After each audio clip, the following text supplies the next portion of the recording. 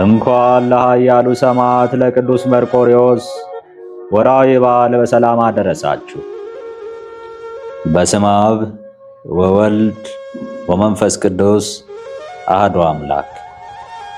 በክርስቶስ ክርስቲያን፣ በወልድ ውሉድ፣ በመንፈስ ቅዱስ መንፈሳውያን የተሰኛችሁ የተከበራችሁ የልዑል እግዚአብሔር ቤተሰቦች፣ የእናታችን የቅድስት ድንግል ማርያም የአስራት ያደራ ልጆች፣ የቅዱሳን መላእክት፣ የቅዱሳን ጻድቃንና የቅዱሳን ሰማዕታት ወዳጆች በያላችሁበት የሰዓት አቆጣጠር እንደምን አደራችሁ?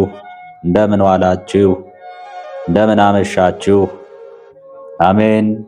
ሳይገባን በምሕረቱና በቸርነቱ ጠብቆ ለዚህ ሰዓት ያደረሰን የሰራዊት ጌታ ልዑል እግዚአብሔር የተመሰገነ ይሁን።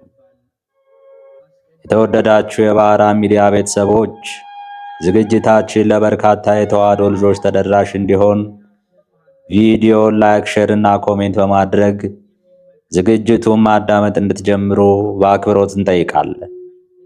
እንዲሁም ለዚህ ቻናል አዲስ የሆናችሁ የተዋሕዶ ልጆች ቻናላችን ሰብስክራይብ በማድረግና የደወል ምልክቱን በመጫን በየዕለቱ የምንለቃቸው ዝግጅቶች ሊደርሷችሁ እንድታደርጉ በአክብሮት እናስታውሳችኋለን።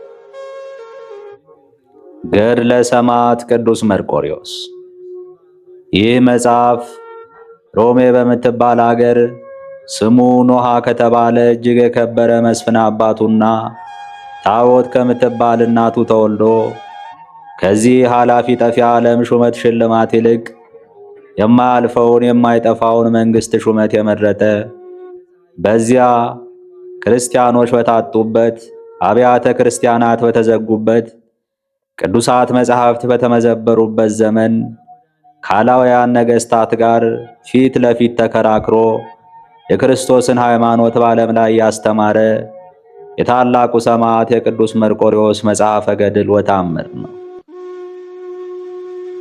ዓለም ለመኖሪያችን ተዘጋጀች፣ እኛም ለተወሰነ ጊዜ ነዋሪዎቿ ለመሆን ተፈጠረ። እግዚአብሔር ይህንንና የወዲያኛውን ሁለት ዓለማት ፈጠረልን። ይህኛው ዓለም ሥራን ሰርቶ ተግባርን አከናውኖ በሥራ ውጤት ለወዲያኛው ዓለም የዚህን ዓለም የፈተና ውጤት ዋጋ ማግኛ ነው። ሥራ በሁለት ይከፈላል። ይኸውም አንደኛው ደግ ሥራ፣ ሁለተኛውም ክፉ አድራጎት ሲሆን ዋጋቸውም በየአንጻራቸው የተዘጋጀ ነው። ሁሉንም እንደየሥራው ዋጋውን ትከፍለዋለህ እንዳለ መዝሙር 61 ቁጥር 12። ሰው በዚህ ዓለም ተወስኖ የሚኖርባቸው ሁለት መንገዶች አሉት። አንደኛው ይህን ዓለም ንቆ በድንግልና ተወስኖ ካላውያን ከአረማውያን መካከል ገብቶ ስለ ክርስቶስ አንገትን ለስለት ጀርባን ለግርፋት ሰጥቶ ድልን ተቀዳጅቶ ክብርን ተጎናጽፎ ፍጹም መንግሥተ ሰማያትን መውረስ ሲሆን፣ ሁለተኛው የእግዚአብሔርን ትእዛዝ ጠብቆ አንድ ለአንድ ተወስኖ በሰላም የመኖር ግዴታ መኖሩን ተረድቶ በሥራ መጠን ዋጋን ማግኘት ናቸው። ቅዱስ ጳውሎስ እንደኔ ቢሆን ሰው ሁሉ ድንግልናውን ጠብቆ በድንግልና ቢኖር እወዳለሁ፣ ደግሞ ዘር ለማትረፍ ወንድ በአንድ ሴት፣ ሴት በአንድ ወንድ ጸንተው በሕግ ተወስነው ቢኖሩ ፈቅዳለሁ ብሏል። ስለዚህ ነው ቅዱስ መርቆሬዎስ የዚህን ዓለም ምስፍናና ብልጽግና ለወዲያኛው ዓለም ለውጥ አድርጎ ወደ ሰማዕትነት ጎዳና ያመራው።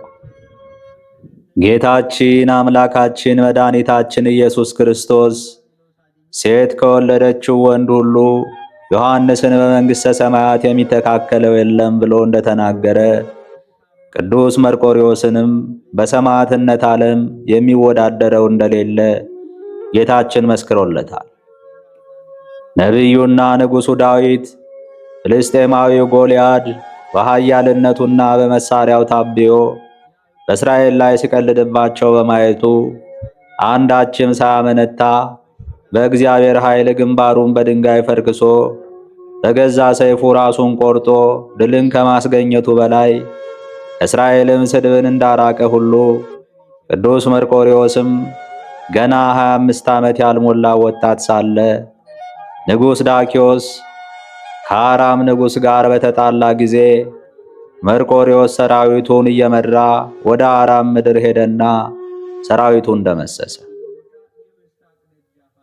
የእግዚአብሔር መልአክ ለመርቆሬዎስ በሕልሙ ሰይፉን ይዞ እየታየው እግዚአብሔር ኃይልንና ድልን እንደሰጠው እየነገረው ከአራም ሰራዊት ብዙዎችን ማረከ፣ ገደለ። የቀሩትንም አሳደዳቸው፣ ፈጽሞም አጠፋቸው። ከዚህ በኋላ ንጉሡ ቅዱስ መርቆሬዎስን ጠርቶ ርስት፣ ጉልት፣ ወርቅና ብር፣ ልብስ፣ ፈረስና በቅሎ፣ ብዙ አሽከሮችንና ሌላ ገንዘብም ሰጠው። በአማካሪዎችና በመኳንንቱ ላይ በመሳፍንቱና በመንግስቱ ሁሉ ላይ ሾመው። ሁሉም የመርቆሬዎስን ቃል እንዲያከብሩ አዘዘ። ከዚህ በኋላ ዳኪዎስና ኦልያኖስ በግዛታችን ውስጥ እስከ ዓለም ዳርቻ ድረስ ትእዛዛችንን ይፈጽሙ ዘንድ ሁሉንም አዘዝን። አምላኮቻችንም የእውነት አምላኮች ናቸው፣ ታላቁን መንግሥታችንን ጠብቀውልናልና በጦርነትም ጊዜ ኃይልን ሰጥተውናልና። መልካም ፍቃዳቸው በእኛ ላይ ታየ፣ ብርታትን ሰጡን። ከሁሉም የምድር ነገሥታት በላይ ከፍ ከፍ አደረጉን። ይህ ብቻ አይደለም፣ የእህል በረከትን ምግብንና ገንዘብንም ሰጡን እንጂ። እነርሱ መልካሙን ሁሉ ያደርጉልን ዘንድ ከእነርሱ ዘንድ ሁሉን ከጠየቅን መልካሙን ሁሉ ያደርጉልናል፣ ዓለሙን ሁሉ ያጸኑልናል። ስለዚህ በግዛታችን ውስጥ የሚኖሩ ሁሉ ለአምላኮቻችን ግብር መገበርን ያፋጥኑ። በመፍራትና በመንቀጥቀጥ ፈጽሞ በመገዛትና በማክበር ይገዙላቸው። ትእዛዛችንን የተቀበለ በእኛ ዘንድ ታላቅ ክብርና ብዙ ገንዘብን ያገኛል። ትእዛዛችን ያልተቀበሉ ነገራችንን ያልሰሙ ግን ይህ መጽሐፍ ወይም አዋጅ እንደተናገረው በእስር ቤት ብዙ ሥቃይ ያገኛቸዋል። ከዚህ በኋላ በክፉ አገዳደልና በመራራ አሟሟት በሰይፍ ይገደላሉ። ሥጋቸውም በቆሻሻ ቦታ ይጣላል። የሰማይ ወፎችና የዱር አራዊቶች ምግብ ይሆናል። ክርስቲያኖችን ግን ከዚህ የከፋ መከራ ያገኛቸዋል፣ ብዙ ሥቃይም ይገጥማቸዋል ሲሉ አዋጅ አወጁ። ከዚህ በኋላ ብዙዎች አዋጁን ተቀበሉ፣ ለጣዖት ሰገዱ። ቅዱስ መርቆሬዎስ ግን አቤቱ ለጣዖት ከመስገድና ከሰይጣን ፈተና አድነኝ እያለ ቁሞ ወደ እግዚአብሔር እየጾመና እየጸለየ 3 ቀን ተቀመጠ። ከዚህ በኋላ ፍርሃቱ ተወገደለት። አዋጁን አልተቀበለም፣ ለጣዖትም አልሰገደም። ዳኪዎስ ቅዱስ መርቆሬዎስ አዋጁን እንዳልተቀበለ ለጣዖትም እንዳልሰገደ ባየ ጊዜ ነገሬን ስማ፣ ለአምላኮቼም ሰዋ፣ በታላቁ አምላክ በአጵሎን ማልኩልህ፣ ሴት ልጄን አጋባሃለሁ፣ የመንግሥቴን እኩሌታ ወይም ግማሽ ሰጠሃለሁ፣ በግዛቴም ከኔ ጋር ትሆናለህ፣ ሥጋህን በሥቃይ አታንገላታ፣ ሰውነትህን አድን እያለ ቅዱስ መርቆሬዎስን ብዙ ለመነው። ቅዱስ መርቆሬዎስ ግን ንጉሥ ሆይ የሰጠኸኝ ሀብትህ ወደ አንተ ይመለስ፣ ለእርሱ ፍቅር የለኝም። ንጉሥ ሆይ ስማ ልንገርህ፣ አጵሎን አምላክህ ራሱን ማዳን የማይችል ድንጋይ ነው። እርዳይ ባልከው ጊዜ አይረዳህም። እኔ አላውቀውም፣ አልሰግድለትም። እኔ የማምንበት አምላኬ ኢየሱስ ክርስቶስ ነው። ስለ ስሙም እሞታለሁ። መልአኩን ልኮ ያዳነኝ፣ ያጸናኝ፣ የረዳኝ እርሱ ነው አለው። ዳግመኛም እነሆ የምትለውን አልሻም። እናቴ ማኅፀን ጀምሮ ራቁቴን ተወለድኩ፣ ራቁቴን እሄዳለሁ። ነገር ግን እግዚአብሔር የብርሃን ልብስ ያለብሰኛል። ያንተም ብላሽ ሆነ የዓለም ጌጥ ናቅሁት፣ ጣልኩት። ይህ ሁሉ በእኔ ዘንድ እንደምንም ነው አለውና ሁላችሁም ስሙኝ፣ እኔ ክርስቲያን ነኝና እኔ የክርስቶስ እንደሆንኩ ፈጽማችሁ እወቁ እያለ አሰምቶ ተናገረ። ከዚህ በኋላ የእግዚአብሔር መንፈስ እጥፍ ድርብ ሆኖ አደረበት። በዚሁ ዓላማው እስከ ሕይወቱ ፍጻሜ ድረስ ሊገፋበት መንፈሳዊ ስሜት ሕሊናውን ቀሰቀሰው። ሥጋዊ ፈቃድ ፈጽሞ ተወገደለት። የልጅነት ጠባይ ድራሹ ጠፋለት። የዚህ ዓለም ምስፍናና ብልጽግና ከልቡ ተፋቀለት። በወርቁ ላጊጥ በአልማዙ ልንቆጥቆጥ አላለም። ብዙዎቹን ሕዝቦች ነፃ ወጣቸው። ዳኪዎስም ፈጽሞ ተቆጣ። መርቆሬዎስ የተከበሩ አምላኮቻችንን ሰደበ፣ ትእዛዛችንም አቃለለ። የተከበረ መጽሐፋችንም አልቀበልም አለ። ስለዚህ በእርሱ መንገድ የሚሄደውን ሁሉ ታላቅ ቅጣት ይጠብቀው ዘንድ በከባድ ሥቃይ አሰቃዩት፣ በጋለ ብረት ሰውነቱን አቃጥሉት፣ ደብድቡት ሲል አዘዘ።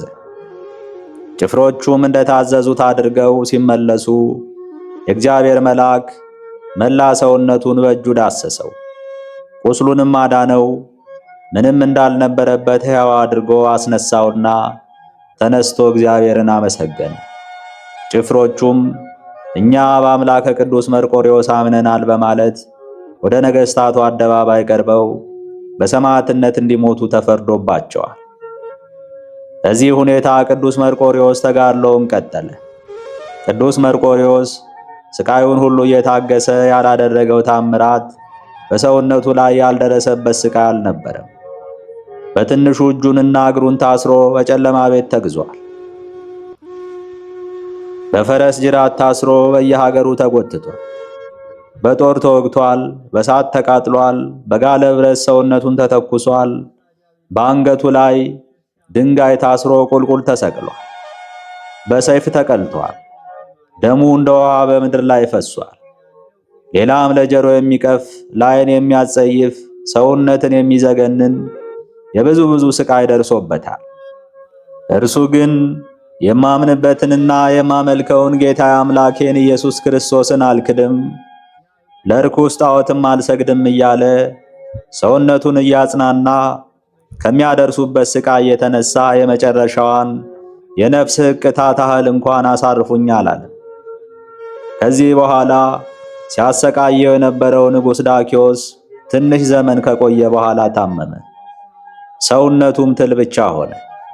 ምላሱም ካፉ ወጥቶ በክፉ አሟሟት ሞተ። የሀገሩን ሕዝብ ግን በክርስቶስ ስም አሳምኖ በስሙና በጸሎቱ የሚተማመኑትን መታሰቢያውንም የሚያደርጉትን ሁሉ እንዲምርለት ከጌታችን ከኢየሱስ ክርስቶስ ቃል ኪዳን ተቀብሎ አንገቱን ለሰይፍ ሰጥቶ ኅዳር 25 ቀን አርፎ የመጨረሻዋን የድል አክሊል ከፈጣሪው ተቀዳጅቶ። ምዕመናን ሆይ እንግዲህ ብዙ የሠራ ብዙ እንደሚያገኝና ከራሱ አልፎ ለሌላውም እንደሚተርፍ ሁሉ ጻድቃን ሰማዕታትን በገድላቸውና በትሩፋታቸው ፍጹም መንግሥተ ሰማያትን ዋጅተው ወገናቸውንና ወዳጆቻቸውን መንግሥቱን ለማውረስ ከፈጣሪያቸው ጋር ኪዳነ ሰማይ ወምድር አድርገው ከዚህ ዓለም ይለያሉ። ይህንኑ ቃል ኪዳን መሠረት በማድረግ ጻድቃን ሰማዕታትን ወዳጅ ማድረግ ለክርስቲያኖች አስፈላጊያችን ነው። ስለዚህ ይህ ዜና ገድሉንና ዝክረ ነገሩን የሚያዘክር መጽሐፍ በግዕዝና በአማርኛ ተዘጋጅቶ ስለቀረበላችሁ መከራውንና ስቃዩን እያሰባችሁ እግዚአብሔር ከሰማዕቱ ክብር እንዲያሳትፋችሁ ገዝታችሁ ትጠቀሙ ዘንድ ቅዱስ ፍቃዱ ይሁንላችሁ። አሜን። አንድ አምላክ በሚሆን በአብ በወልድ በመንፈስ ቅዱስ ስም እናምናለን። ይህ ገድል የቅዱስ መርቆሬዎስ ነው። ጸሎቱና በረከቱ ከኛ ጋር ይሁን፣ አሜን። በሮሜ ንጉሥ በዳኪዎስ ዘመን ፒሉፓዴር የሚባል ሕፃን ተወለደ። ትርጉሙም መርቆሬዎስ ማለት ነው። የአባቱ ስም አሮስ፣ የአያቱ ስም ሲዲሮስ ይባላል። ሁለቱም እምነት የሌላቸው አውሬ አዳኞች ነበሩ።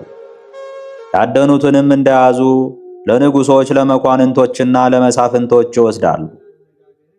እነርሱም ዋጋቸውን ይከፍሏቸዋል።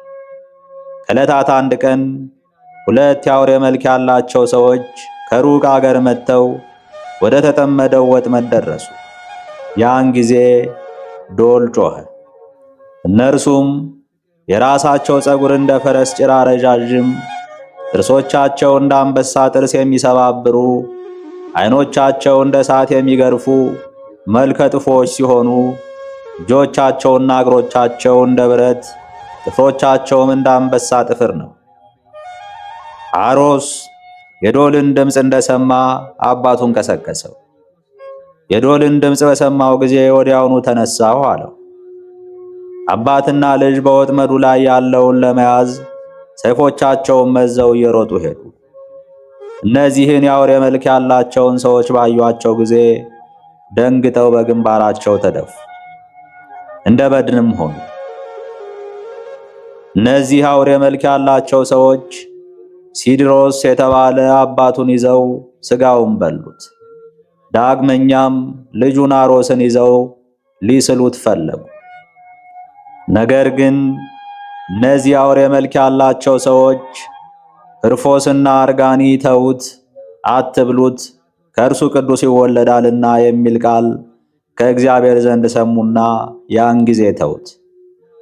ጌታችን ሆይ ተነስ፣ ከአሁን ጀምሮ በአንተ ላይ ክፉ ነገር አንሰራም፣ በአንተ ላይ መጥፎ ነገር እንዳናደርግ እግዚአብሔር አዞናልና ተነስ፣ አትፍራ አሉት። ያን ጊዜ ተነስቶ ተቀመጠ። ባያቸው ጊዜም ፈራ። እናንተን ማየት አልችልምና ፊታችሁን ሸፍናችሁ ከኔ ጋር ወደ ሀገሬ እንሂድ፣ በእናንተና በእኔ መካከል እግዚአብሔር ሰላምን አድርጎልናልና አላቸው። እነርሱም ከእርሱ ጋር ሄዱ። ከሀገሩ በደረሱ ጊዜ እስከሚመሽ ድረስ ከዚህ ተቀመጡ። የሀገሩ ሰዎች ባያችሁ ጊዜ ገድሏችኋል አላቸው። እነዚህ አውሬ መልክ ያላቸው ሰዎች ጌታችን ሆይ እኛ ማንንም አንፈራም አሉት። ወንድሞቼ ሆይ እኔ ለማንም ክፉ ሥራ መስራት አልፈልግም፣ እኔ እስክመለስ ድረስ ከዚህ ተቀመጡ አላቸውና ሄደ። ወደ ሀገሩም እንደደረሰ ለሚስቱ ነገሩን ሁሉ ይነግራት ጀመር። እሷም ዝም ስል ተወኝ፣ በአንተ ላይ የሆነውን በሕልሜም በዓይኔ ያየሁትን እነግርሃለሁ። እነዚህ ሁለት የአውሬ መልክ ያላቸው ሰዎች አባትህን በሉት፣ ነገር ግን አንተ አመጣሃቸው። ከተራራው በታችም ዳቦ ወይንና በለስን ሰጠችውና ተቀብሎ ወሰደላቸው። በሰጣቸውም ጊዜም በሉ፣ ጠጡ። ከምግቡ መጣፈጥ የተነሳም አደነቁ። በሌሊትም ወደ ቤቱ አስገባቸው። ከገቡ በኋላም ሕፃኑን መርቆሬዎስን አግኝተው ራሱን ሳሙት፣ ከእርሱም ጋር ተቀመጡ። ወታደሩም እነዚህን የአውሬ መልክ ያላቸውን ሰዎች ባያቸው ጊዜ ሄደና ለሀገር ገዢዎች ነገራቸው። አውሬ አዳኙ አሮስ መልከ ጥፉ የሆኑ ሁለት አውሬዎችን አመጣ አላቸው። ንጉሡ ይህን ነገር በሰማ ጊዜ ወደ እርሱ ያመጡት ዘንድ መልእክተኛ ላከ። አሮስንም ወደ ንጉሡ አምጥተው አደረሱት። ንጉሡም አውሬዎቹን እንዳመጣ ሰማ። እነርሱን ስጠኝ፣ ዋጋህን እከፍልሃለሁ አለው። አውሬ አዳኙ አሮስም እነርሱን ማየት አትችልም አለው። ንጉሡ ግን አሮስን ተቆጥቶ ስለምን አውሬዎችን ትከለክለኛለህ አለው። ንጉሡም ሰራዊቱን ወደ አሮስ ቤት ኑ እንሂድ አላቸውና ወደ አሮስ ቤት ሄዱ። ብዙ ወንዶችና ሴቶች ሰዎች ከእርሱ ጋር ሄዱ። ንጉሡ እነዚያን የአውሬ መልክ ያላቸውን ሰዎች ባያቸው ጊዜ በግንባሩ ተደፍቶ ሞተ። ከእርሱ ጋር ያሉት ሰዎችም ፈሩ፣ ሁሉም በግንባራቸው ወደቁ። ከፍርሃቱ ጽናት የተነሳም ያረገዙ ሴቶችን አስወረዳቸው። እነዚህም የአውሬ መልክ ያላቸው ሰዎች ግን ከአሮስ ቤት ብቻቸውን ተቀመጡ። ዝናቸውም ከንጉሡ ዘንድ ሩቅ አገር ደረሰ። ንጉሡም ይህን በሰማ ጊዜ የያዝካቸውን አውሬዎች አምጣልኝ ሲል መልእክተኛ ወደ አሮስ ላከ። አሮስም ይህን በሰማ ጊዜ ልጁን መርቆሬዎስን፣ ሚስቱን፣ ወንዶች ባሮቹንና ሴቶች ባሮቹን ይዞ ወደ ንጉሡ ሄደ። እነዚህን የአውሬ መልክ ያላቸውን ሰዎችም ከእርሱ ጋር ወደ ንጉሡ ሄዱ። ንጉሡም እነዚህን የአውሬ መልክ ያላቸውን ሰዎች ባያቸው ጊዜ እጅግ ፈራ። በሀገሩም ያሉት ሁሉ ፈሩ። ንጉሡም አውሬ አዳኝ አሮስን ወደ እኔ አታምጣቸው አለው። አሮስም ወደ ቤቱ ወሰዳቸው። በዚህ ጊዜ አሮስ ክርስቶስን አላወቀውም ነበር። ንጉሥ አሮስንና እነዚህን የአውሬ መልክ ያላቸውን ሰዎች የክርስቲያንን ሃይማኖት ይማሩ ዘንድ ለኤጲስቆጶሱ ሰጣቸው። አሮስም ኤጲስቆጶሱን ከሚስቴ ከልጄ መርቆሬዎስ ከወንድና ከሴት አገልጋዮችና ከእነዚህ አውሬ መልክ ካላቸው ሰዎች ጋር በኢየሱስ ክርስቶስ ስም አጥምቀኝ አለው። ከዚህ በኋላ ኤጲስቆጶሱ የክርስቶስን ሕግ አስተማራቸው። 40 ቀን እንዲጾሙም አዘዛቸው። ከጾሙም በኋላ በአብ በወልድ በመንፈስ ቅዱስ ስም አጠመቃቸው። ካጠመቃቸው በኋላ አሮስን ኖሃ ብሎ ሰየመው። ባለቤቱንም ታቦት ብሎ ሰየማት። ልጁም ፒሊፓዶርን መርቆሬዎስ ብሎ ሰየመው። ከዚህ በኋላ እነዚህን የአውሬ መልክ ያላቸውን ሰዎች ባመጧቸው ጊዜ መልከ ጥፉ ከመሆናቸው የተነሳ ኤጲስቆጶሱ አይቶ ፈራ። ፊታቸውንም በልብስ ይሸፍኑት ዘንድ አዘዘ። እነዚህን የአውሬ መልክ ያላቸውን ሰዎችም በአብ በወልድ በመንፈስ ቅዱስ ስም አጠመቃቸው። ሐርፎሮስን ግሊስጦፎሮስ፣ አርጋኒንን ደግሞ ማርያኖ ብሎ ሰየማቸው። ንጉሡም ኖሃንን ልጁን የአውሬ መልክ ያላቸውን ሰዎችም አከበራቸው፣ በሀገሩ ሁሉ ላይም ሾማቸው። ንጉሡ እነዚህን የአውሬ መልክ ያላቸውን ሰዎች አምጣቸው፣ ወደ ጦርነት እንሄዳለንና ይረዱን ዘንድ ጠላቶቻችንንም በፊታችን ድል ያደርጉ ዘንድ ሲል ኖሃን አዘዘው። ንጉሡም ከሀገሩ ተቀምጦ ኖሃንና እነዚህን የአውሬ መልክ ያላቸውን ሰዎች ከብዙ ሰራዊት ጋር ይዋጉ ዘንድ ላካቸው። የሌላውን ሀገር ንጉሥ ድል ያደርጉ ዘንድ ሀገሩንም በቁጥጥራቸው ስር ያደርጉ ዘንድ ወደ ሩቅ አገር ሄዱ። ኖሃም እነዚህን የአውሬ መልክ ያላቸውን ሰዎች ከሰራዊቱ መካከል ተዋቸው። ከእርሱ ጋርም 8 ሰላዮችን ወይም የመረጃ ሰዎችን ያዘ። ጠላትን ለመሰለል ሲሄዱ እነርሱም እነዚህን የአውሬ መልክ ያላቸውን ሰዎች ለማየት ወይም ለመሰለል መጡ። ያን ጊዜ ከእነርሱ ጋር ፊት ለፊት በመንገድ ተገናኙ። ያን ጊዜ ኖሃን ያዙት፣ ማረኩት፣ ወደ ንጉሣቸውም ወሰዱት። ንጉሥ ኖሃን ሀገሬ ልታጠፋ የመጣህ አንተ ነህን? አለው። ወደ እስር ቤት እንዲያስገቡትም አዘዘ። ንጉሥ በማለዳ ሥጋውን ይበሉ ዘንድ ለአንበሶችና ለአውሬዎች ስጡት አለ። የእስር ቤት ዘበኛው ወይም ጠባቂው ኖሃን ነገ ሥጋህን ይበሉ ዘንድ ለአውሬዎች ትሰጣለህ አለው። ይህን ነገር በሰማ ጊዜ አለቀሰ። የአውሬ መልክ ላላቸው ወንድሞቼ ማን በነገራቸው? ኑ ወንድማችሁን ይበሉት ዘንድ ለአውሬዎች ሲሰጡት እዩ እያለ ያዝን ጀመር። ኖሃ ጌታዬ ኢየሱስ ክርስቶስ ሆይ ስለ ስምህ ሞትን አልፈራም፣ ነገር ግን አውሬዎች ሥጋዬን ከገጸ ምድር እንዳያጠፉት እያለ ቆሞ ጸለየ፣ ለመነ። ያን ጊዜ እግዚአብሔር መልአክ ቅዱስ ሚካኤል ወደ እነዚያ የአውሬ መልክ ያላቸው ሰዎች ወረደና እስር ቤት ወዳለው ወንድማችሁ ኖሃ ሂዱና አድኑት፣ ሥጋውን ይበሉት ዘንድ ለአውሬዎች ሰጡታልና እነሆ እግዚአብሔር እንደ ቀድሞ ብርታትን ሰጥቷቸዋልና አላቸው። የአውሬ መልክ ያላቸው ሰዎች ይህን በሰሙ ጊዜ ወደ ሀገሩ ገቡ። የንጉሡ ሰራዊቶችና የሀገር ሰዎች ባዩአቸው ጊዜ በግንባራቸው ተደፉ። ከድንጋጤ የተነሳ ከእነርሱ ውስጥ ብዙዎች ሞቱ። ሴቶች ልጆቻቸውን ትተው ሸሹ። የጸነሱትንም አስወረዳቸው። ንጉሥ አገልጋዮቹን እነዚህ አውሬ መልክ ያላቸውን ሰዎች ይበሏቸው ዘንድ አንበሶችንና አውሬዎችን አምጧቸው አላቸው።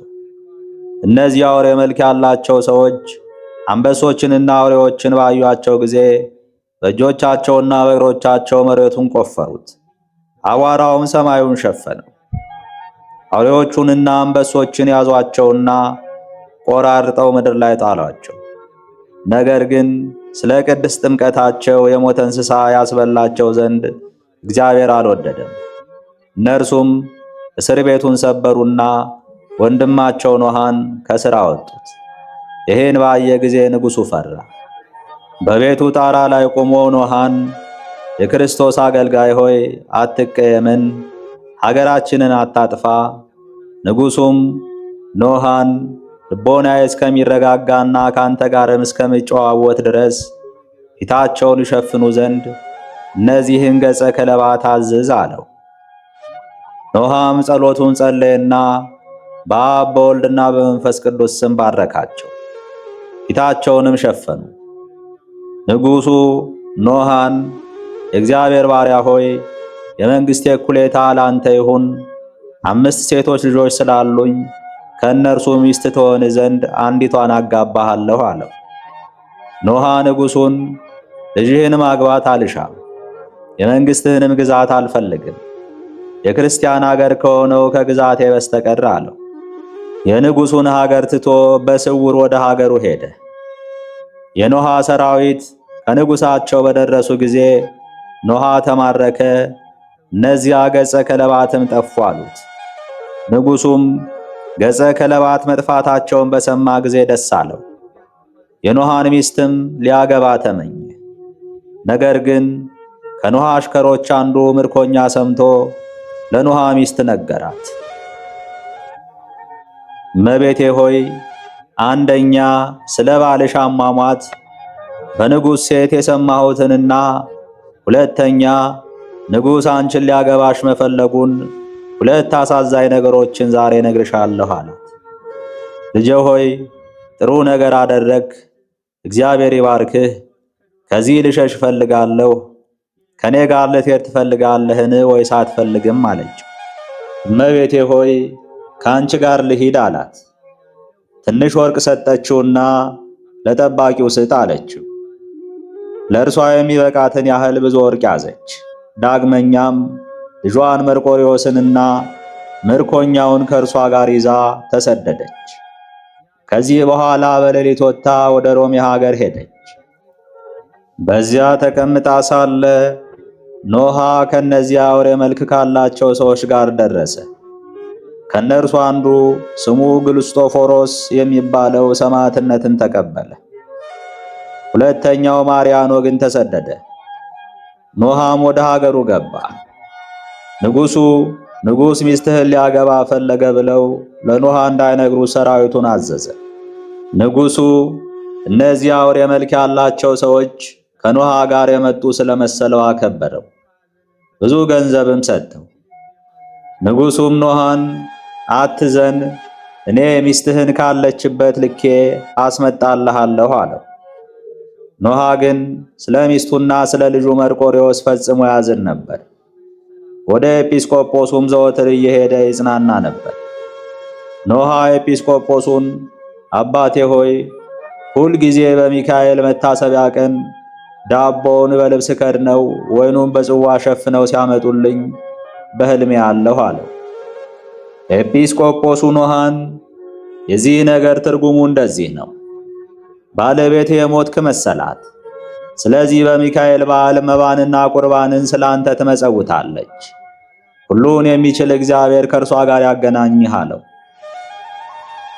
ንጉሡም ኖሃ ከሮም ንጉሥ ጋር እንዲዋጋ ፈለገ። ከውጊያውም የሮም ንጉሥ ሰራዊት ኖሃን ማርከው ወደ ንጉሣቸው ወሰዱት። የሮሜ ንጉሥ ኖሃን አንተ አገራችንን ልታጠፋ መጣህን? በምን ኃይል አገራችንን ልታጠፋ መጣህ? አለው። ኖሃ የሮም ንጉሥን ለኔ ያለ ክርስቶስ ኃይል የለኝም አለው። የሮም ንጉሥም ኖሃን ክርስቶስን ታውቃለህ? አለው። ኖሃ ንጉሡን ድሮ አላውቀው ነበር፣ ዛሬ ግን አውቀዋለሁ፣ ከዛሬ ጀምሮም አውቀዋለሁ አለው። ንጉሡም እውነቱን ተናገር አለው። ኖሃ ንጉሡን ድሮ አረማዊና አውሬ አዳኝ ነበርኩ፣ ዛሬ ግን ኢየሱስ ክርስቶስ በቸርነቱ ክርስቲያን አደረገኝ። የሃይማኖቱን ጽናት በኢየሱስ ክርስቶስ ማመኑን ባየ ጊዜ ምሕረት አደረገለት። የሆኑትም ዘንድ 500 ፈረሰኞችን ሰጠው። በሰንበት ቀን ኖሃ ወደ ቤተ ክርስቲያን ገባ። ያን ጊዜ ባለቤቱ በቤተ ክርስቲያን ውስጥ ነበረች። የኖሃ ባለቤት ባሏን ተመለከተችና በልቧ ይህ የማየው ባለቤቴ ነው፣ ሴቶችንም ይህ ሰው የሀገራችሁ ገዥ ነውን? አለቻቸው። ሴቶችም አይደለም፣ ሀገራችንን የሚያጠቃ ጠላት ነበር፣ ከዚህ ንጉሥ ሰራዊት ጋር የሚዋጋው ነበር። ነገር ግን ማርከው ይዘው ለንጉሳቸው ሰጡት። ይሁን እንጂ እግዚአብሔር በንጉሡ ልብ አድሮ ኖሃን ምሕረት አደረገለት፣ ይቅርም አለው አሏት። ኖሃም ከቤተ ክርስቲያን ወጥቶ ወደ ድንኳኑ ገባ። የባለቤቱ ቤት ከኖሃ ቤት ጋር የተቀራረበ ነው። የኖሃ ሚስት ልጇን መርቆሪዎስን ያማረ ልብስ አለበሰችው፣ የወርቅ ቀበቶንም አስታጠቀችው። በዚህ የገዥ ፈረስ ላይ ውጣ አለችው። መርቆሪዎስም እናቱን ይህ ለምንድን ነው አላት። ሀገረ ገዢው አምረህ ለብሰህ ሲያይህ ወታደሩ እንዲያደርግህ ነው አለችው። ልጇ መርቆሪዎስ ይህን በሰማ ጊዜ አለቀሰ።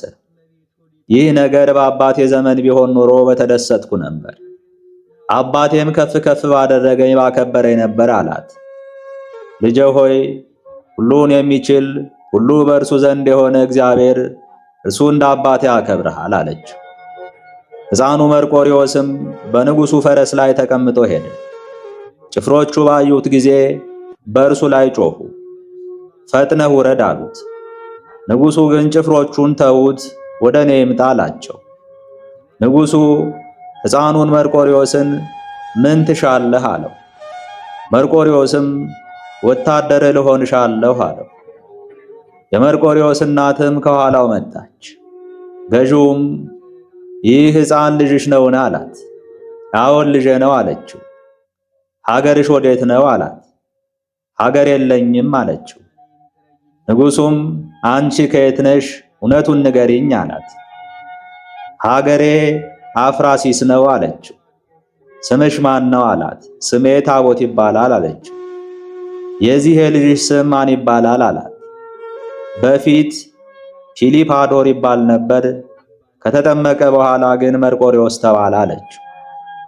ኖሃ ይህን ነገር በሰማ ጊዜ ሕፃን ልጁን መርቆሪዎስን ያዘውና አቅፎ አፉን ሳመው፣ አለቀሰም።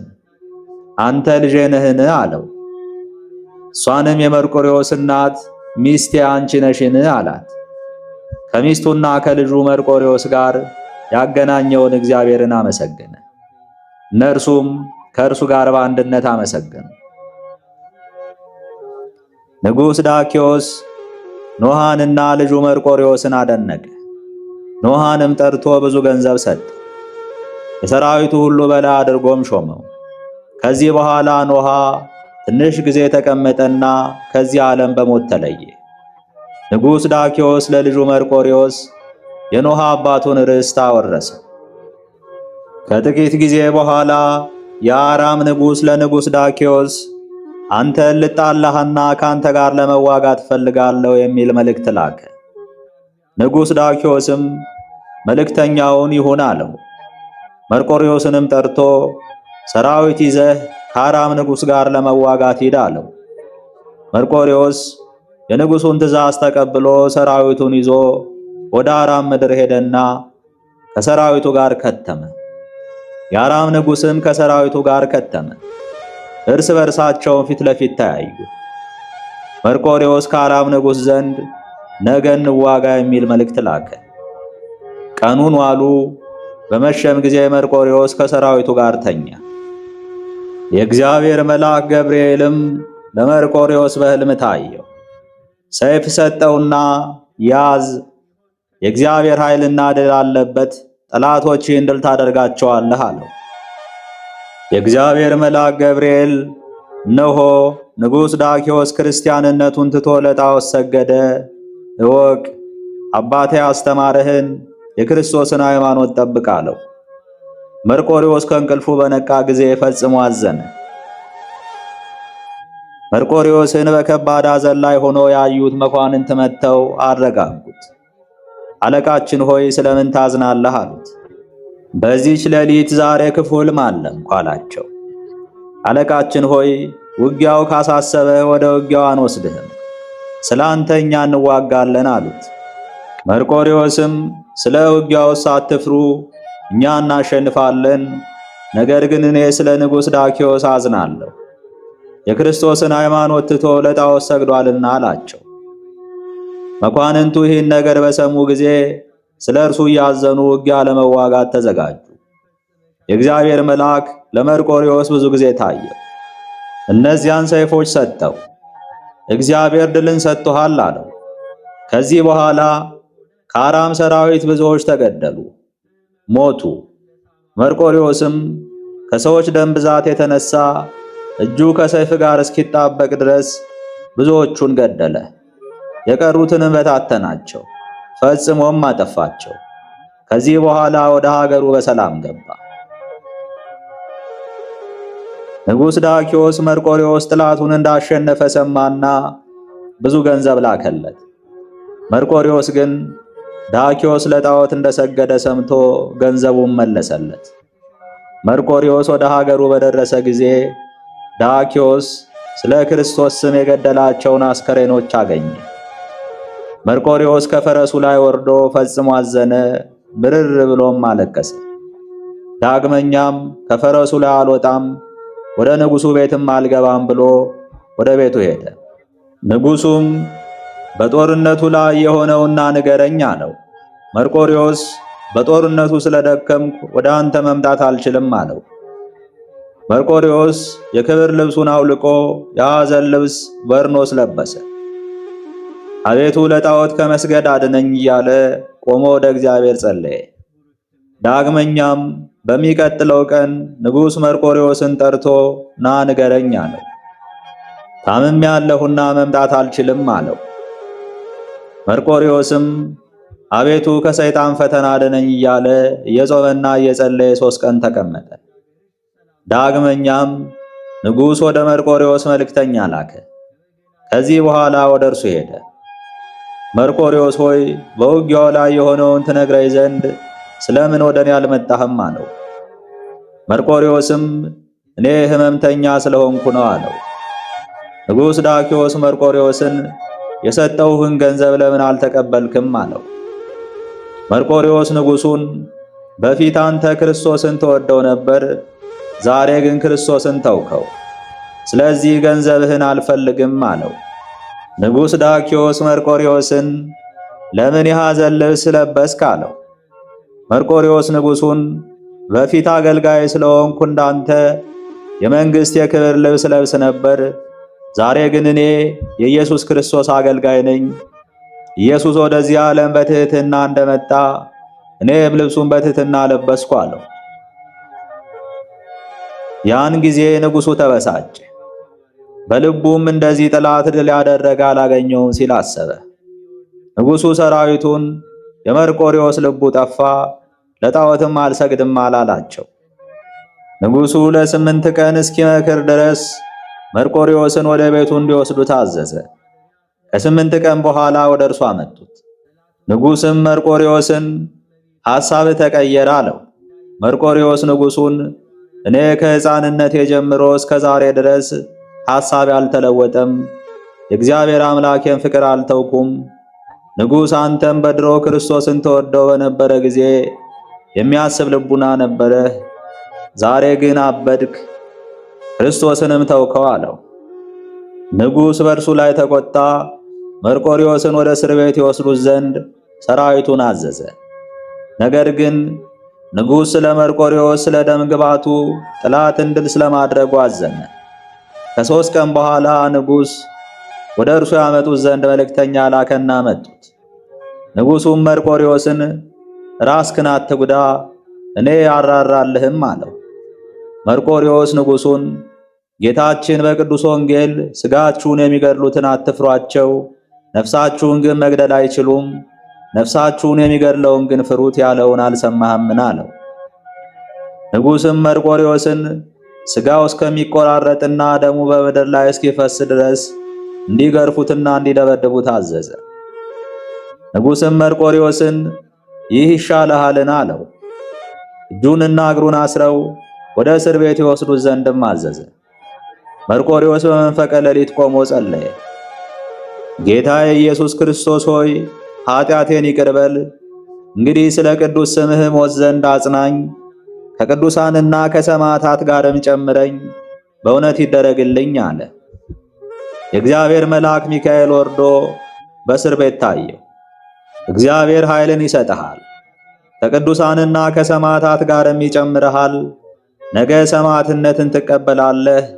ስለ ቅዱስ ስምህ መሥዋዕትነትንና ዕጣንን ቁርባንንና ዘይትን የሚያቀርብ ሁሉ እግዚአብሔር ኃጢአቱን ይቅር ይለዋል።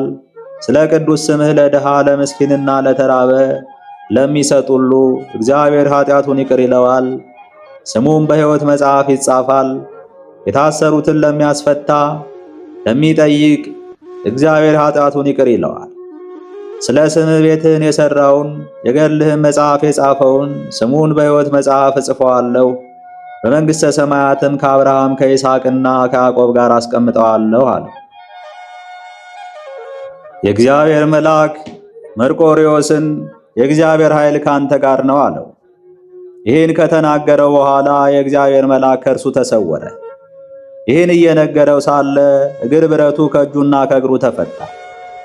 መርቆሬዎስ ቆሞ እግዚአብሔርን አመሰገነው፣ ለመነው። በበነጋው በማግስቱ ንጉሥ መርቆሬዎስን ያመጡት ዘንድ አዘዘ። ሰውነትህን አድን አለው። መርቆሬዎስ ንጉሡን አንተም ለጣዖት መስገድን ተው፣ ነፍስህንም አድን አለው። ንጉሡም በመርቆሬዎስ ላይ ተቆጣ። ወታደሮቹን ይዛችሁ አንገቱን ቁረጡት አላቸው። ኅዳር 25 ቀን አንገቱን ቆረጡት። ጸሎቱና በረከቱ ከእኛ ጋር ይሁን ለዘላለሙ አሜን። ዳኪዎስ ትንሽ ዘመን ተቀመጠና ሰውነቱ ሁሉ ትል እስከሚሆን ድረስ ታመመ። አንደበቱ ምላሱ ካፉ ወጥቶ በክፉ አሟሟት ሞተ። እርሱ ምትክ ለጣዖት የሚሰግድ ኡልያኖስ በሮም ግዛቶች ሁሉ ነገሰ። ካህናትን ዲያቆናትንና ክርስቲያኖችን ያሳድዳቸዋል። ለአማልክት ለጣዖት አንሰግድም ካሉ አንገታቸውን ይቆርጣቸዋል። 2 ኤጲስቆጶሳትን አመጡለት። የአንደኛው ስም ባስልዮስ የሁለተኛው ስም ጎርጎርዮስ ይባላል። ሁለቱም አባቶች በክርስቶስ ሕግ የጸኑ ምሁራን ወንድማማቾች ናቸው። ኡልያኖስ ኑ ለጣዖት እንስገድ አላቸው። ኤጲስቆጶሳቱም ንጉሥ ሆይ እኛ ለጣዖት አንሰግድም፣ ያለ እግዚአብሔር ጌታችን ኢየሱስ ክርስቶስ አምላክ የለንም አሉት። ንጉሡ ተቆጣ። ወደ ወህኒ ቤት እንዲወስዷቸውም አዘዘ። በማግስቱ ንጉሡ ኤጲስቆጶሳቱን ያመጧቸው ዘንድ አዘዘ። ንጉሥ ኡልያኖስ ባስልዮስን አንተ የፍየል ጢም የተራቢ ልጅ የሆነ አምላክን የተውከው አለው። ባስልዮስ ንጉሡን ለሰማዕታት መቃብር ሳጥኖችን ይጠርብ ዘንድ ተውኩት አለው። ንጉሡም ባስልዮስን አንተ ለነፍስ ወቅ፣ እኔ ግን ካንተ ጋር ስላደግኩ ታግሼሃለሁ አለው። ዳግመኛም ኤጲስቆጶሱን እስክመጣና እስክመለስ ድረስ ራስህ ከልብ ምከር፣ ከተመለስኩ በኋላ ለጣዖት ካልሰገድክ አንገትህን እቆርጠዋለሁ አለው። ባስልዮስ ንጉሡን ወደ ጦርነት ሂደህ ከተመለስክ ክርስቶስ ከማርያም አልተወለደም ማለት ነው አለው። ንጉሡም ተቆጣና ወደ ወህኒ ቤት ያግዙት ዘንድ አዘዘ። ከውጊያ እስክመለስ ድረስ ጠብቁት አለና ወደ ውጊያ ሄደ። ባስልዮስና ጎርጎርዮስም ከወህኒ ቤቱ ውስጥ በጾምና በጸሎት ተቀመጡ። ከወህኒ ቤቱ ውስጥ ቅድስት ቤተ ክርስቲያን ነበረች። በመሸ ጊዜ ባስልዮስና ጎርጎርዮስ ወደ ቤተ ክርስቲያን ገብተው ሲጸልዩ በምሰሶው ላይ የመርቆሬዎስን ስዕል አዩ። ኤጲስቆጶሳቱ ኡልያኖስን በውጊያው ትገድለው ዘንድ ነፍሳችን ወደ አንተና ወደ እግዚአብሔር አምላክህ አደራ ሰጠን ብለው ሄዱና ተኙ። መርቆሬዎስም ለባስልዮስ ከሃዲውንና እርጉሙን ኡልያኖስን ገደልኩት እያለ በሕልሙ ታየው። ባስልዮስ ጎርጎርዮስን ከእንቅልፉ ቀሰቀሰው፣ በሕልሙም ያየውን ነገረው። ባስልዮስና ጎርጎርዮስ ተነስተው ወደ ቤተ ክርስቲያን ሄዱ። ወደ ቤተ ክርስቲያን በገቡ ጊዜ በደም የተሞላ ጦር በእጁ ይዞ የመርቆሬዎስን ስዕል ተመለከቱ። ባስልዮስ መርቆሬዎስን ከሃዲው ኡልያኖስን ገደልከውን አለው። ይህ ስዕል ራሱን ዝቅ አደረገ። ኤጲስቆጶሳት ይህን ባዩ ጊዜ ደስ አላቸው፣ እግዚአብሔርንም አመሰገኑ። መርቆሬዎስ ወደ ውጊያ በሚሄድበት ጊዜ ከሃዲው ኡልያኖስን ወጋ።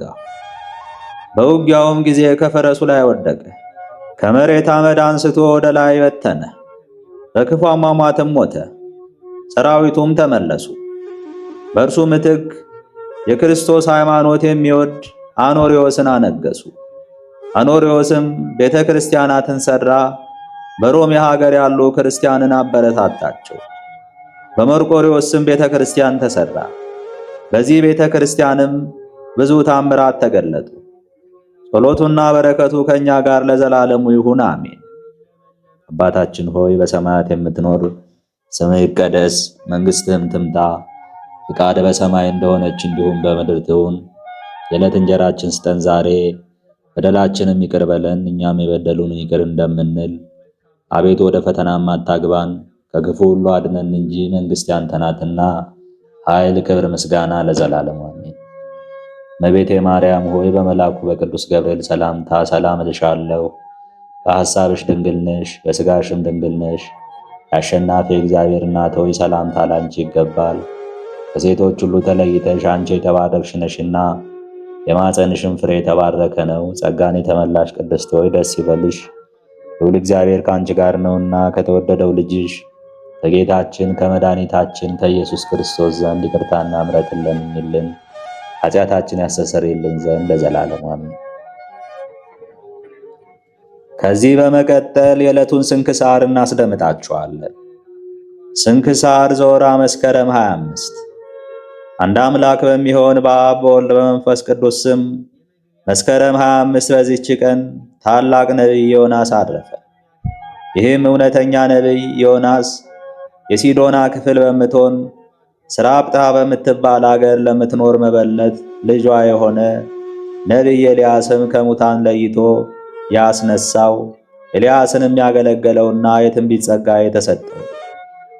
ከዚህም በኋላ ስሙ ከፍ ከፍ ያለና የተመሰገነ እግዚአብሔር ወደ ነነዌ አገር ሂደህ አገራችሁ እስከ 3 ቀን ድረስ ጠፋለች ብላ አስተምር ብሎ አዘዘው።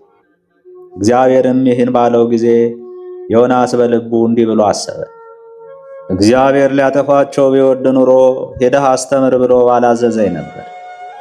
እግዚአብሔር መሐሪ ነውና ሲምራቸው እኔ በእነርሱ ዘንድ ሐሰተኛ ነቢይ እንዳልባል እፈራለሁ። ከቶ ትምህርቴን አይቀበሉኝም ወይም ይገድሉኛል። ወደዚያች አገርም ሄጄ እንዳላስተምር ከእግዚአብሔር ፊት ብኮበልልና ብታጣ ይሻለኛል አለ። ወንድሞች ሆይ ከፈጣሪው ከእግዚአብሔር ፊት ለፍጡር ማምለጥ ይቻለዋልን? ይህስ ዮናስ የእስራኤልን ልጆች ከሚያስተምሩ ከነቢያት ውስጥ ሲሆን ይህን አያውቅምን? ነገር ግን እግዚአብሔር በረቀቀ ጥበቡ ይህን አደረገ እንጂ።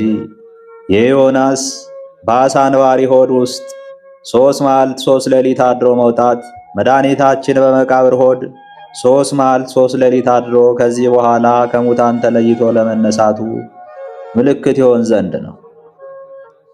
ዮናስም ከዓሣ አንባሪ ሆድ ያለምንም ጥፋት እንደመጣ እንዲሁ መድኃኒታችን ያለመለወጥ ተነስቷልና።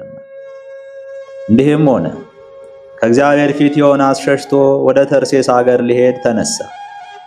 ወደ ኢዮጵያ አገርም ወርዶ ወደ ተርሴስ አገር የሚሄድ መርከብን አግኝቶ በገንዘቡ መርከቡን ተከራየ። ከእግዚአብሔር ፊት ኮብልሏልና ከእነርሱ ጋር ወደ ተርሴስ ይሄድ ዘንድ ወደ መርከቡ ወጣ።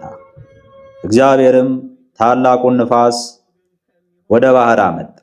የባህሩ ማዕበል ከፍ ከፍ አለ፣ መርከባቸውም ሊሰበር ቀረበ። ቀዛፊዎችም ፈርተው ወደ ጣዖቶቻቸው ጮኹ። መርከባቸውም ይቀልላቸው ዘንድ ገንዘባቸውን ዕቃቸውን አውጥተው ወደ ባህር ጣሉ። ዮናስ ግን በዚያን ጊዜ ወደ ከርሰ ሐምሩ ወርዶ ተኝቶ ያንኮራፋ ነበር። መርከቡንም የሚቀዝፍ ቀዛፊ ወደ እርሱ ወርዶ ምን ያስተኛሃል? እንዳንሞት እግዚአብሔር ያድነን ዘንድ ተነስተ የፈጣሪን ስም ጥራ አለው። ይህች መከራ አገኘችን ስለማናችን ኃጢአት እንደሆነ እናውቅ ዘንድ እርስ በርሳችን ኑ ዕጣ እንጣጣል ተባባሉ። በተጣጣሉም ጊዜ ዕጣው በዮናስ ወጣበት። እነርሱም ይህች መከራ አገኘችን በማናችን ኃጢአት እንደሆነ ንገረን፣ አንተስ የምታመልከው ምንድነው? ከወዴትስ መጣህ? አገርህስ የት ነው? ወዴትስ ትሄዳለህ? ወገንህስ ማን ነው? አሉት። ዮናስም እኔስ የእግዚአብሔር ባሪያው ዕብራዊ ነኝ፣ ፈጣሪዬም ምድርንና ሰማይን ባህሩንና የብሱን የፈጠረ እግዚአብሔር ነው አላቸው። እነዚያም ሰዎች ታላቅ ፍርሃትን ፈርተው ምን አድርገሃል አሉት። እሱ ነግሯቸዋልና ከእግዚአብሔር ፊት ኮብልሎ እንደሄደ እነርሱም አወቁት። ባህሩ ይታወክ ነበርና ታላቅ ማዕበልም ተነስቶ ነበርና ባህሩ ይተወን ዘንድ እንግዲህ ምን እናድርግህ አሉት። ዮናስም አንስታችሁ ወደ ባህር ጣሉኝ፣ ባህሩም ይተዋችኋል። ይህ ታላቅ የማዕበል ሞገድ የመጣባችሁ በእኔ ምክንያት እንደሆነ አውቃለሁ አላቸው። ባህሪቱ ትታወካለችና ማዕበሊቱም በእነሳቸው ትነሳለችና እነዚያ ሰዎች ወደ ምድር ሊመለሱ ወደዱ፣ ነገር ግን ተሳናቸው። ሁሉም አንዱን ወደ እግዚአብሔር ጮኹ። አቤቱ ስለዚህ ሰው በእውነት ልታጠፋና አይገባህም፣ አቤቱ እንደወደድክ አድርገሃልና የጻድቅ ሰው ደም አታድርግብን አሉ። ከዚህም በኋላ ዮናስን አንስተው ወደ ባህር ጣሉት። ባህርም ድርጓዋን ተቀብላ ጸጥ አለች። እነዚያም ሰዎች እግዚአብሔርን ፈሩት፣ ለእርሱም መሥዋዕትን ሰዉ፣ ስለትንም ተሳሉ። እግዚአብሔርም ታላቅ ዓሣ አንባሪን ዮናስን ይውጠው ዘንድ አዘዘው። ዮናስም በዓሣ አንባሪ ሆድ 3 መዓልትና 3 ሌሊት ኖረ። ዮናስም በአንባሪ ሆድ ውስጥ ሳለ ጸሎትን ጸለየ። ከዚህም በኋላ በነነዌ አገር በኩል ያ ዓሣ አንባሪ ዮናስን ወደ የብስ ምድር ተፋው። የእግዚአብሔርም ቃሉ ዳግመኛ ወደ ዮናስ መጣ። ቀድሞ አስተምር ብዬ እንደነገርኩ ወደ ታላቂቱ የነነዌ አገር ተነስተህ ሂደህ አስተምራቸው አለው። ዮናስም እግዚአብሔር አስተምር ብሎ እንደነገረው ተነስቶ ወደ ነነዌ ሄደ። ነነዌ ግን ለእግዚአብሔር ታላቅ አገር ናት። በዙሪያዋ ያለ ቅጽሯም ከበር እስከ በር ድረስ በእግር የ3 ቀን ጎዳና ነው። ወደ ከተማም ሊገባ ደርሶ የ1 ቀን መንገድ ሲቀረው ነነዌ እስከ 3 ቀን ትጠፋለች ብሎ አስተማረ። የነነዌም ሰዎች በእግዚአብሔር ቃል አመኑ። ጾምን እንጹም ብለው አዋጅ ነገሩ። የክት ልብሳቸውንም ትተው ማቅ ምንጣፍ ትልቁም ትንሹም ለበሱ። የነነዌ ንጉሥም ይህን ሰምቶ ከዙፋኑ ተነሳ። ልብሰ መንግሥቱንም ትቶ ማቅ ለበሰ።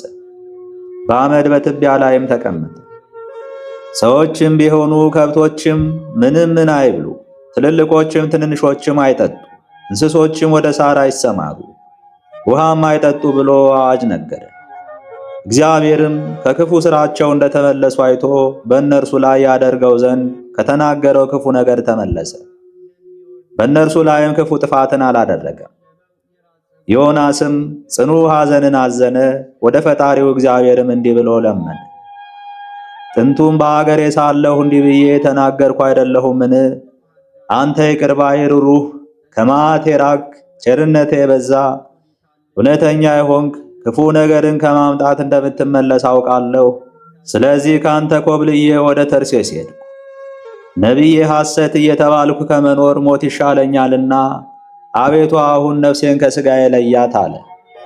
እግዚአብሔርም ዮናስን በዚህ ነገር አንተ እጅግ ታዝናለህን አለ። እርሱም አዎን አዝናለሁ አለ። ከዚህም በኋላ ዮናስ ከከተማ ወጥቶ ከከተማው ውጭ ተቀመጠ። ጎጆም ለራሱ ሠራ። በአገር ላይ የሚደረገውን ነገር እስኪያይ ድረስ ከጥላዋ ስር ተቀመጠ። ይበቅል ዘንድ በዮናስ ራስ ላይ ይሸፍነው ዘንድ እግዚአብሔር ቅልን አዘዘ። ቅሉም በዚያን ጊዜ በቅሎ የዮናስን ራስ የፀሐይ ትኩሳት እንዳያሳምመው በዮናስ ራስ ላይ ሸፈነው። ዮናስም በቅሊቱ መብቀል ታላቅ ደስታ አደረገ። እግዚአብሔርም በማግስቱ ትሉን ይምጣ ቅሉንም ይምታ ብሎ አዘዘ። ቅሊቱንም ቆረጣት፣ እርሷም ደረቀች። እግዚአብሔርም ፀሐይ በወጣ ጊዜ የሚያቃጥል ሐሩር ያለበት ነፋስ ይምጣ ብሎ ዳግመኛ አዘዘ። ነፋሱም መጥቶ የዮናስን ራስ አሳመመው። እርሱም አእምሮውን እስከ ማጣት ደርሶ በልቦናውን ተበሳጭቶ ከመኖር ሞት ይሻለኛል አለ። እግዚአብሔርም ዮናስን በቅሊቱ መድረቅ እጅግ አዘንክን አለው። እርሱም አዎን ልሙት እስከ ማለት ደርሼ አዘንኩ አለ። እግዚአብሔርም አንተስ በአንድ ሌሊት በቅላ በአንድ ሌሊት ለደረቀች ውሃ ላላጠጣሃት ላልደከምክባት ቅል ታዝናለህ? ቀኝና ግራቸውን ላለዩ ከ12 እልፍ የሚበዙ ሰዎች እንዲሁም ብዙ እንስሶች ላሉባት ታላቅ አገር ለሆነች ነነዌ እኔ አላዝንላትምን? ከበደሉ ተመልሶ ንስሐ ለሚገባ እኔ መሐሪና ይቅር ባይ ነኝና አለው። ከዚህም በኋላ ዮናስ ተነስቶ ወደ አገሩ ተመልሶ በሰላም አረፈ። መላው ዕድሜውም 170 ነው። ለእግዚአብሔር ምስጋና ይሁን፣ እኛንም በጸሎቱ ይማረን፣ በረከቱም ከእኛ ጋር ትኑር ለዘላለሙ።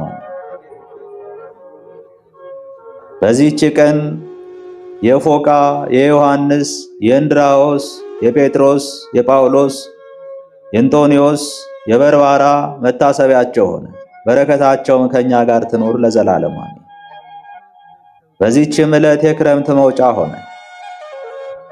መስከረም 25 ቀን የሚከበሩ ዓመታዊ የቅዱሳን በዓላት፣ አንደኛ ጸአተ ክረምት የክረምት መውጫ፣ ሁለተኛ ቅዱስ ዮናስ ነቢይ፣ ሦስተኛ ቅዱስ እንጦንዮስ፣ አራተኛ ቅዱስ በርበራ፣ አምስተኛ ሐዋርያት ጴጥሮስ ወጳውሎስ፣ ስድስተኛ ቅዱስ ዕፀ መስቀል። ወርሃዊ በዓላት፣ አንደኛ ቅዱስ መርቆሬዎስ ሰማዕት፣ ሁለተኛ ቅድስት ቴክላ ሐዋርያዊት፣ ሦስተኛ ቅዱስ አበከረዙን ሰማዕት፣ አራተኛ ቅዱስ ዱማዲዮስ ሶርያዊ፣ አምስተኛ አቡነ አቢብ አባ ቡላ፣ ስድስተኛ ቅዱስ አባ አቡፋና ጻድቅ፣ ሰባተኛ ታላቁ አባ ቢጳሪዮን ገዳማዊ። ክፉና መንዝራ ትውልድ ምልክት ይሻል፣ ከነቢዩም ከዮናስ ምልክት በቀር ምልክት አይሰጠውም። ዮናስ በአሳንባሪ ሆድ 3 ቀንና 3 ሌሊት እንደነበረ እንዲሁ የሰው ልጅ በምድር ልብ 3 ቀንና 3 ሌሊት ይኖራል። የነነዌ ሰዎች በፍርድ ቀን ከዚህ ትውልድ ጋር ተነስተው ይፈርዱበታል፣ በዮናስ ስብከት ንስሐ ገብተዋልና። እነሆም ከዮናስ የሚበልጥ ከዚህ አለ። ማቴዎስ 12 ቁጥር 39። ጌታ ሆይ ከብልጽግናቸው ብዛት የተነሳ ብዙ መባ ካገቡት ይልቅ የድሃይቱን አነስተኛ መባ እንደተቀበልክ ለሁል ጊዜ የሚያገለግሉ አላፍ መላእክትን እያሳሰብኩ በችግሬ ጊዜ የማቀርብልህ ምስጋና ተቀበል። እናንተም ቅዱሳን ነቢያት፣ የወንጌል ሰባኪያን ሐዋርያት፣ ሰማዕታትና ጻድቃን፣ ትጉሃን መላእክት፣ ፍጹማን ደናግል እንዲሁም ደጋጎች መነኮሳት ሆይ ልጅ አዋቂ ሳይለይ የምንሰበሰብበትን የጉባኤ ቦታ ባርክ። ይህን መጽሐፍ ወረቀት አዘጋጅቶ ብራና ዳምጦ የጻፈውና ያጻፈውን ከግዕዝ ወደ አማርኛ የተረጎመውን ቃለ ንባቡን በእርጋታ መንፈስና በተመስጦ ሕሊና ያዳመጠ በደለኛን ሁሉ የምታስምር በጌታ እናቱ በማርያም ጸሎት ኢየሱስ ክርስቶስ በአንድነት ይማረን፣ አሜን። አነሳስቶ ላስጀመረን አስጀምሮ ላስፈጸመን ለልዑል እግዚአብሔር ክብር ምስጋና ይግባው። አባታችን ሆይ በሰማያት የምትኖር ስምህ ይቀደስ፣ መንግሥትህም ትምጣ፣ ፈቃድህ በሰማይ እንደሆነች እንዲሁም በምድር ትሁን። የዕለት እንጀራችንን ስጠን ዛሬ፣ በደላችንም ይቅር በለን እኛንም የበደሉን ይቅር እንደምንል። አቤት ወደ ፈተናም አታግባን ከክፉ ሁሉ አድነን እንጂ መንግሥት ያንተ ናትና ኃይል፣ ክብር፣ ምስጋና ለዘላለሙ። እመቤቴ ማርያም ሆይ በመልአኩ በቅዱስ ገብርኤል ሰላምታ ሰላም እልሻለሁ። በሐሳብሽ ድንግል ነሽ፣ በሥጋሽም ድንግል ነሽ። የአሸናፊ እግዚአብሔር እናት ሆይ ሰላምታ ላንቺ ይገባል። ከሴቶች ሁሉ ተለይተሽ አንቺ የተባረክሽ ነሽና የማኅፀንሽም ፍሬ የተባረከ ነው። ጸጋን የተመላሽ ቅድስት ሆይ ደስ ይበልሽ፣ እግዚአብሔር ከአንቺ ጋር ነውና ከተወደደው ልጅሽ ከጌታችን ከመድኃኒታችን ከኢየሱስ ክርስቶስ ዘንድ ይቅርታና ምሕረትን ለምኝልን ኃጢአታችን ያስተሰርይልን ዘንድ ለዘላለሙ አሜን።